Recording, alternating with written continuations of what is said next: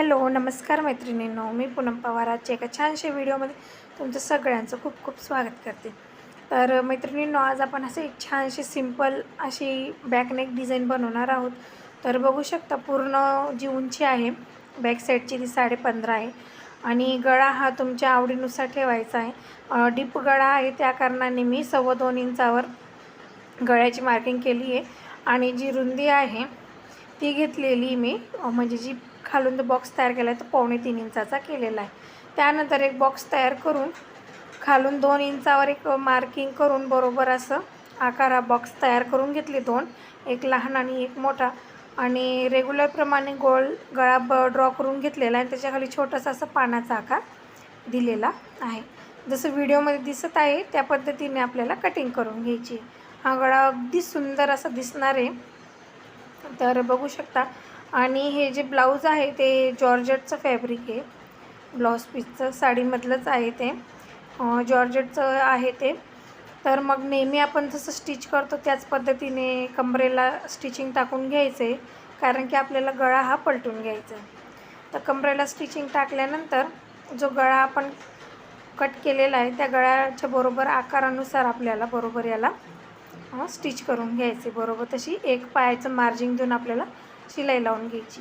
आता तुम्ही जरी ते नवीन शिकत असणार तर तुम्हाला पिनअप करून घ्यायचं आहे पूर्ण ब्लाऊजला व्यवस्थित असं, आणि मगच गळ्याला, म्हणजे जी गळा आपण कट केलेला आहे त्याला आपल्याला शिलाई टाकायची आहे.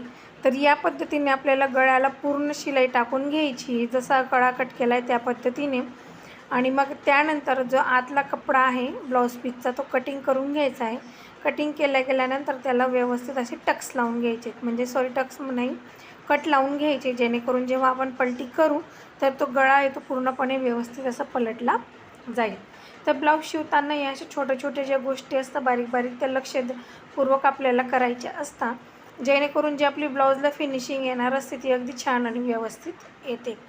तर या पद्धतीने आपल्याला गळा व्यवस्थित पलटून घ्यायचा आहे. पलटल्यानंतर पाठीला दाबटीप टाकायची आणि गळ्याला पण पूर्ण दाबटीप टाकून घ्यायची. तर दाबटीप आणि कमरेची दाबटीप आणि गळ्याची दाबटीप ही टाकून घ्यायची, आणि त्यानंतर आपल्याला अस्तर आणि जे ब्लाऊज पीस आहे ते अटॅच करायचं आहे आणि एक्स्ट्राचा जो कपडा आहे तो कट करून घ्यायचा. त्यानंतर गळ्याला आहे ना, कमरेला आपण जे टक्स टाकतो बॅक साईडला, ते टक्स टाकताना आता हे जसं जॉर्जेटचं फॅब्रिक आहे, जे असे सिल्कचे फॅब्रिक असतात, म्हणजे जे कपडे असतात, तर जेव्हा आपण टक्स लावतो तो कपडा निघून जातो, बरोबर. म्हणजे जेव्हा आपण टक्स लावतो फक्त अस्तरला लागतो आणि असं घोळ वगैरे पडतो. तर तसा पडू नये म्हणून एक टिप्स आहे, तर लक्षपूर्वक ऐका.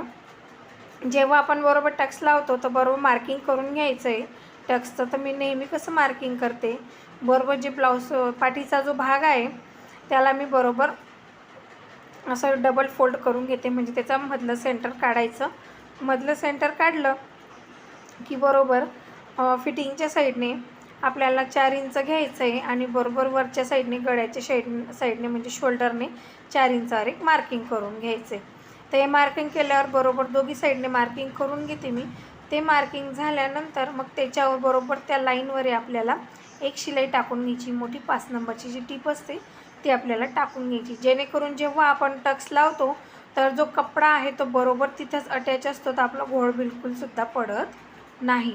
तर हे एक जी टीप आहे ती तुमच्यासोबत शेअर केलेली. तर तुमचा सिल्कचा कपडा असो, जॉर्जेटचा कपडा असो, तुमचा कधीही पाठीला टक्स लावताना घोळ पडणार नाही. तर ही छोटीशी टिप्स होती ती तुमच्यासोबत मी शेअर केली.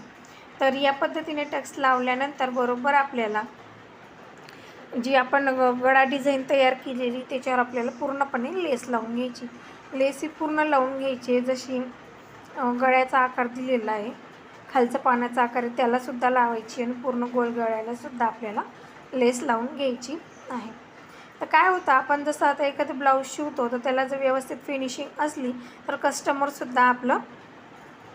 कस्टमरला काय पाहिजे असतं की आपण ब्लाऊज शिवलेला आहे, फिटिंग आणि फिनिशिंग या 2 गोष्टी जास्त महत्त्वाच्या असतात.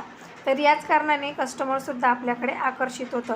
आणि असं म्हणजे छोट्या छोट्या काही गोष्टी असतात की त्या जर आपण अशा व्यवस्थित फॉलो केल्या तर कस्टमरलासुद्धा आवडतं. जसं आता लेस लावलेली, आता हे डेली यूजचं ब्लाऊज जरी असलं तर त्यांना डिझाईन हवी होती, तर अशी छान म्हणजे छान अशी नाजूकशी डिझाईन तयार केलेली आहे, तर ते त्यांना खूप आवडलं. तर या पद्धतीने असं आपल्याला ब्लाऊजचं जे आहे ते फिनिशिंग वगैरे आणि काही गोष्टी फॉलो करून आपल्याला ब्लाऊज हे पूर्ण तयार करायचं असतं. तर या पद्धतीने झाल्यानंतर काय करायचं आहे, असे मी 2 लटकन लावून घेणार आहे. जे पानाचा आकार बनवलेला आहे खाली गळ्याला, तर ते तिथं मी लावून घेणार आहे. बघू शकता असे दोरीचे मी 2 लटकन तयार करून घेणार आहे आणि ते बरोबर तिथं अटॅच करून घेईल. तर व्यवस्थित असं सुंदर असा आपला हा जो गळा आहे डिझाईन, तो अगदी छान तयार झालेला आहे. तर बघू शकता किती सुंदर असं आपलं जी गळ्याची डिझाईन आहे, सिंपल आणि एकदम पटकन तयार होणारी, खूप कमी वेळेत बिना कॅनव्हसची तयार होणार आहे. तर तुम्हाला ही डिझाईन कशी वाटली नक्की कमेंट करून सांगा. चॅनलवर नवीनच ना तर चॅनलला सबस्क्राईब करायला विसरू नका आणि असे जे माझे व्हिडिओ येतात ते इतरांसोबतसुद्धा शेअर करा, म्हणजे जेणेकरून जे माझे आता 500 सबस्क्रायबर पूर्ण होण्याच्या स्टेपवर आहे तर ते लवकर पूर्ण होतील. चला भेटूया पुढच्या एका छानशा व्हिडिओमध्ये.